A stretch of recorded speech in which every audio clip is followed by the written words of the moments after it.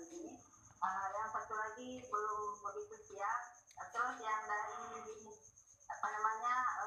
pemerintah daerah ada satu ruang itu kami jadikan kantor karena banyak fasilitas waktu banjir itu yang sudah hancur terjang banjir. Nah, Ibu terakhir barangkali Ibu kalau ingin ada yang disampaikan kepada pemerintah terkait dinas terkait apa Ibu?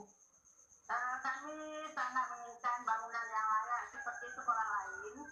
Jadi gedung permanen yang layak lah seperti itu, jangan seperti ini lagi. Karena ini sudah lama sekali, 2005.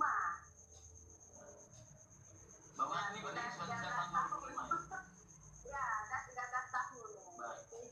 Baik, Bu Agustina. Tapi saya sih tetap berharap Bu, adik-adik saya bisa tetap semangat Bu. Mungkin melalui Bu Agustina dan para guru juga ikut dibantu Bu, begitu Bu, agar semangatnya tidak kendur ya, begitu Bu ya. Iya. Terima kasih. Assalamualaikum Ibu. Assalamualaikum Ibu. Semoga dengan dinas terkait pemerintah setempat begitu ya, agar ini masa depan siswa-siswa di sana tetap semangat untuk belajar. Jangan remehkan anak-anak loh. Iya. Ada calon presiden di sana. Nah, itu dia. Nggak ada tahu kan?